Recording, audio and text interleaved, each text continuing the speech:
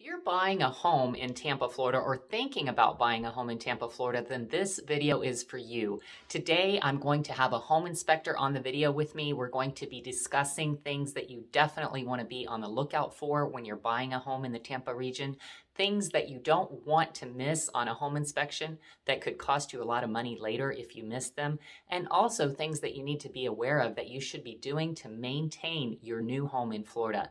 So keep watching.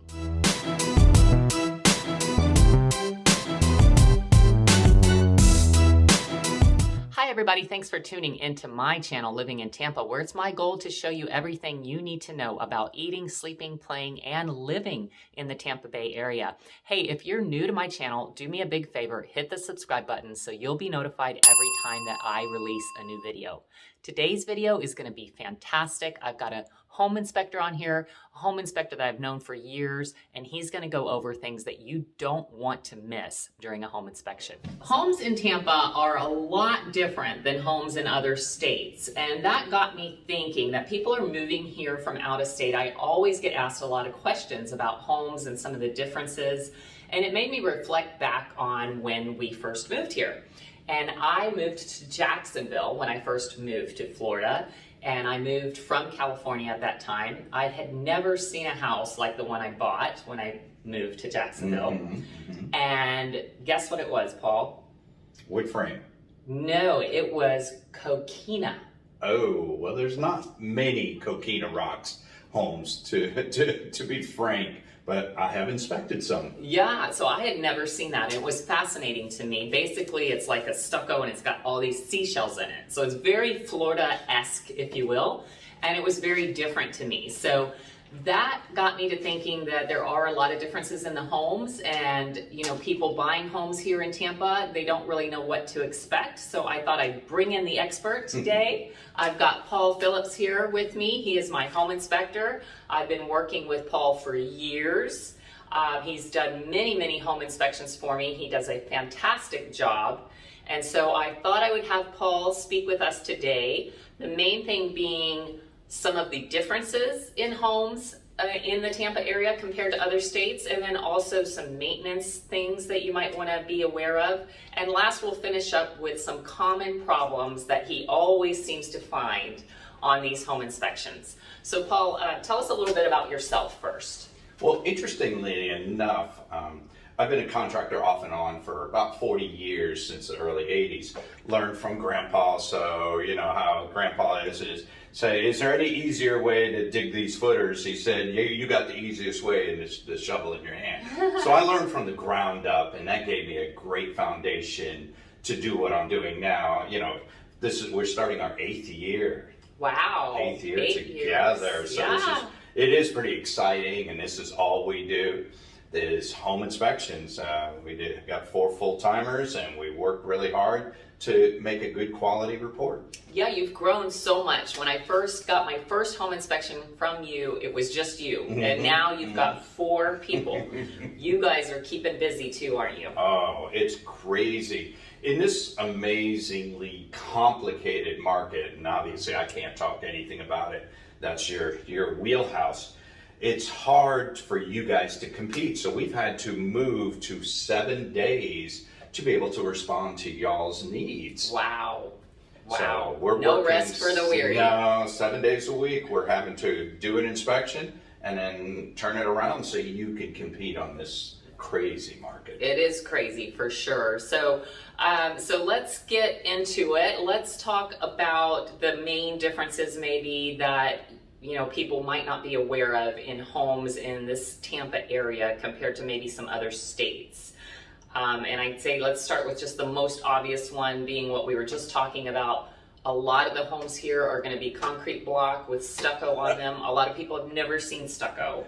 Well, actually, you bring up a very good point. And I have a story that I share with my out-of-towners. I'm a native Floridian, so this is all I know. You know, I'm from here, and so I get a lot of buyers from out of town, and they said, "Wow, this is a lot different than how we did it. Where's the brick?" Well, we don't have it. No brick. We have a lot of block, a lot of stucco. Yeah. But one of the things I do caution all the buyers is it's a little different because you'll see alligator cracking on every single home in Florida. And I'm like, oh my gosh, because what do people understand about Florida? Oh my gosh, it's a sinkhole. Everyone equates cracking with sinkholes. Yes, well, actually cracking has to do with Florida is a beach. Right. Like if you remember that bumper sticker, that's what it said, Florida is a beach. Yes.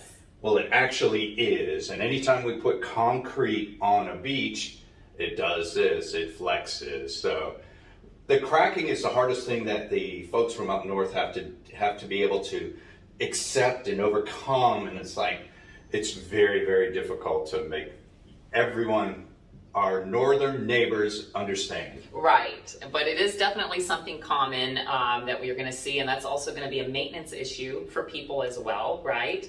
So once they've bought the home and they've moved in, what do they need to do with these cracks? Well, it's the biggest maintenance issue because people have the preconception that, oh my gosh, I got a concrete block house and the pigs, the story, nothing happens. Well, every single crack, it is an entryway for water.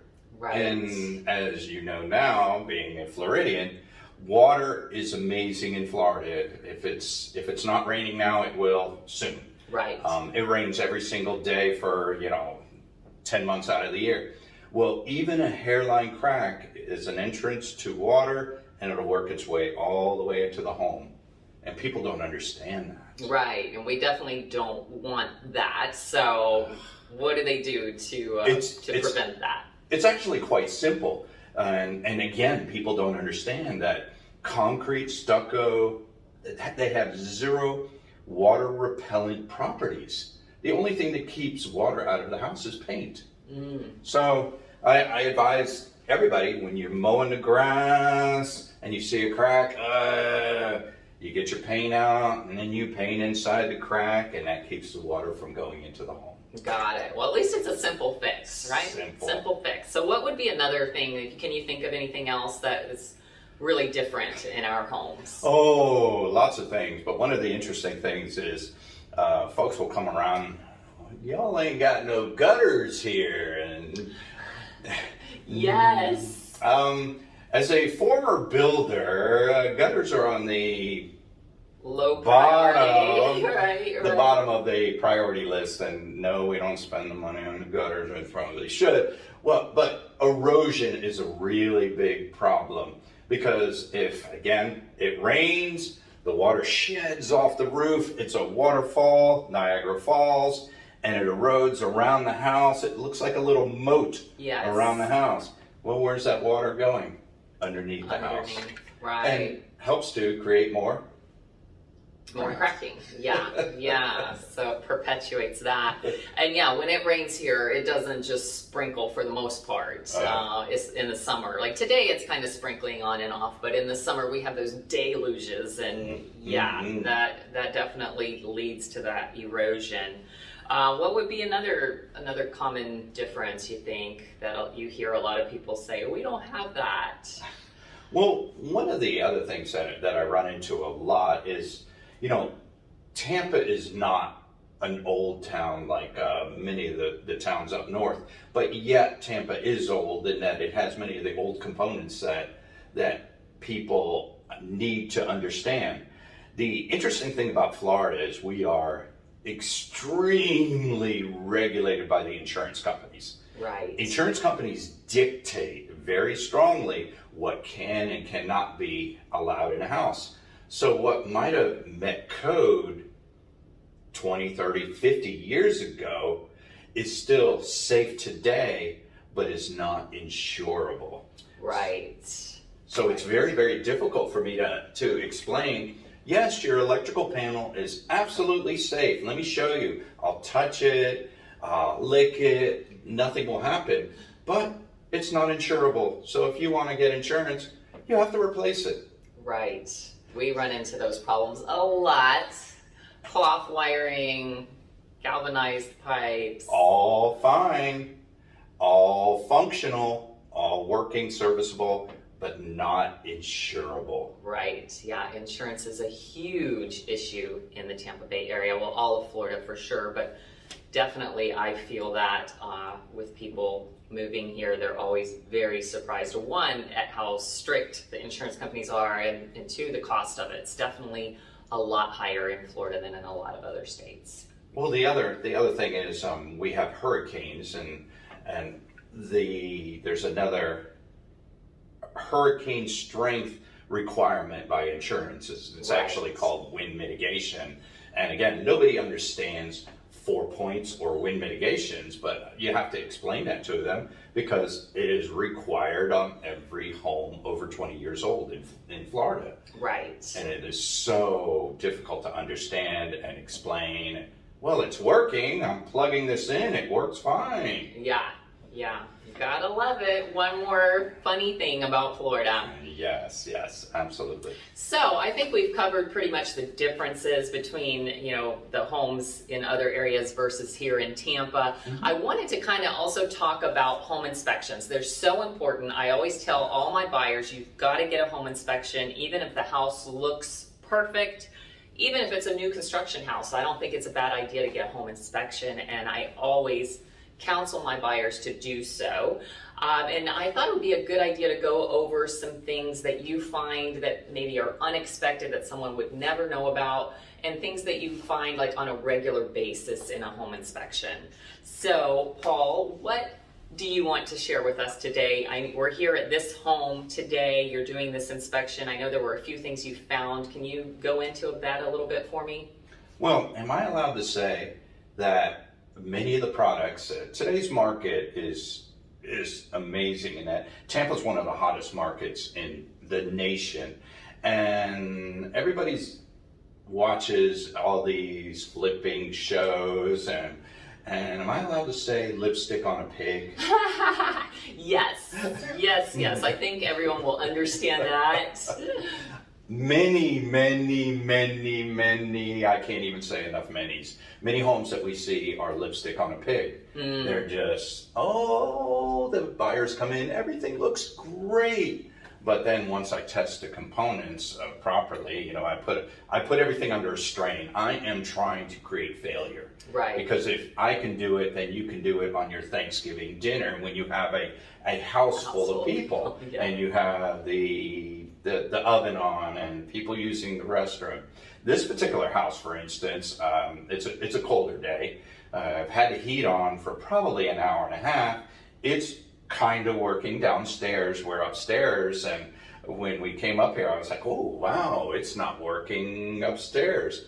Well, is there ductwork disconnected? Is there problems with it? So these are things that the normal buyer wouldn't know until you moved in and you had a house full of people. Right. And that's not the time you want to know that your heater upstairs doesn't work. Yeah, for sure. I know that almost every home inspection that I look at, the most common things I will say that I see as a realtor, like the loose toilet, there's always the loose toilet, right? And then speaking of the heater, almost every home inspection that doesn't have a new AC, it seems like they have dirty coils. Oh. So people aren't really changing their filters, and that leads to issues. So this house, I think you said, had that. Yeah, I mean, we look around, the walls are freshly painted, the ceilings, the baseboard, it has new carpet, but when I went downstairs and I investigated the air handler, I was like, ooh, wow, I better look a little bit closer. I opened up the filter. Oh, filthy. Then I took a picture. Oh, even worse. So that is something that the realtor, you need to know to protect your buyer. Right. Is that, oh my gosh, it is, I don't know that it's at end of life, but it's certainly bad. Right. And so you need to protect your buyer by knowing that. And those are the hidden defects that, oh my gosh, this place looks great. I love it. Put the best offer in you can, but it's got aluminum wiring. It's got a bad electrical panel that is not that is not insurable. It has a leak on the water heater. The coils are bad, but it looks great. Right, right. And we find that a lot with these flips, like you said. I mean, they will come in and make everything beautiful, all the cosmetic stuff, but they don't address some of these major functions that the house has to, be able to do. Another one would be the roof, right? No one really is going to get up on the roof themselves. So I think that would be one of the main reasons too to hire a home inspector. I know you guys get up there, you get up in the attic. What are some of the common things you see in roofs that people should be on the lookout for? The interesting thing, and again, it goes back to Tampa Bay being a very new city. We're not as, I shouldn't say this, as sophisticated as some of the northern cities, but we're not. The permit requirements are just starting to turn around where everything is getting permitted. We see roofs all day long that have never had a permit. They could be a 60-year-old structure with not one roof permit, not one air conditioning permit, no permits whatsoever. Right. So we have to guess what's the physical age of this roof, what's the length of time that it will last, and then we go inside the attic. Are there any visible leaks? Are there any signs of failure? So it's a really long process in the Tampa Bay area based on the fact that there aren't many public records associated with our properties. Right, right. Yeah, that's very true. I have to look up those permits sometimes, and I'm always like, there's no way this is the original roof on this house. That's right. But that's what's happening. So you also prepare this really nice report for the buyers when they, have you do a home inspection for them. And sometimes that report can be a little bit overwhelming. It's so many pages. And especially for people that are moving here, from areas and other areas they don't know about the houses, like we just discussed, the differences in the home, what's important, what's not. Do you help the buyer to know, hey, this is minor, you don't need to be concerned about this, or hey, this is really something you need to think about or have the seller fix because this is a major issue. Do you go over that with the buyers? The interesting thing about the written word and specifically the report is we as a company have made a decision that we're going to put every minute detail into that report because guess what? After 6 months, you're going to know whether that light switch works or not. Right. So I might as well tell you up front that it doesn't, or that it's hooked to a switch or an outlet. So we try to obviously color code it to make it as easy as possible by blue and red being the more serious items, security, safety, and structure, and blue being, we can't find what that switch operates, but just recognize it could be the light, it could be the fan, we couldn't determine it. So it's a fine line between having too much and not enough, but we've been very successful in having just the right balance. We put 150 photos, but we put photos of everything that's working and not working. Right. So I'll have a picture of the temperature of the heater temperature coming out upstairs, and it'll probably be 60 degrees and fail. Well, that's really easy for any buyer to understand. We're pointing out there's no heat upstairs. You see the temperature is 60. Oh, wow, there's no heat. I want it a little warmer than that, even though I'm from up north. Yeah. Well, that's great. I mean, that really helps people a lot, especially in this day and age. We're having, as you probably know, a lot of people move here and they're not even able to physically be here. Right? We're doing a lot of sales sight unseen. So the fact that you provide all these pictures and go into all that detail, I think that really gives some peace of mind to the buyers. So I want to close this up. I don't want to make it too long, but I did have one question for you. Now, I know you know how to fix everything. You're a contractor, you build things. There's probably nothing that would stop you from buying a home, but if you didn't have that experience and that knowledge, what would you say would be one major thing that would keep you from buying a home if you found that while you were doing a home inspection? The interesting thing is, and I have two adult sons, and you know, most of the time the question comes around: would you allow your sons to purchase this home?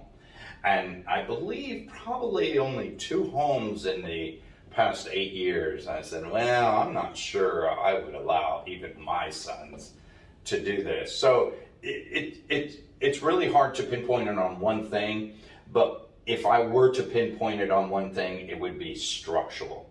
And I do recall at one time in the attic, the trusses, or it was conventional framing, was eaten up so badly with termites. Oh. And people will learn about termites when you come to Florida. Right. There's only 2 types of houses, those that have it and those that are going to have it. Right. Every home has termites. So structurally, the roof was on the verge of failure. Another one I do remember is it was a crawl space, so again, on an older house. And the lipstick on a pig contractor had closed it in with stucco and had no access to the underside. Oh. So anytime somebody's hiding something, I'm hesitant no, they don't want to open it up, they don't want to allow me in there, I don't recommend buying it. Yeah, that's great advice. It's the unknown. Right. No, that's great advice. Well, Paul, I really appreciate you taking the time today. I know we could probably talk about this for hours. Yes. Maybe we can do some more videos in the future on some other topics that might be of interest to people moving here from out of state. But again, this is Paul Phillips with Home Inspector Professionals. Great inspector in the Tampa area. If you need a home inspection, I'm going to put his number down here at the bottom of the screen. You can give him a call or send him a text, shoot him an email, whichever method of communication you prefer is fine with him, right, Paul? Thank you so much for watching. I hope that you found this video useful. If you have any questions about Tampa or any questions about moving to the Tampa Bay area, don't hesitate to reach out to me. You can give me a call, send me a text, shoot me an email. Whichever method of communication you prefer is fine. When it comes to moving to Tampa, I've got your back. Hey, do me a favor, hit subscribe, ring the bell so you'll be aware of all my upcoming videos. Thank you so much for watching, and I'll see you next time.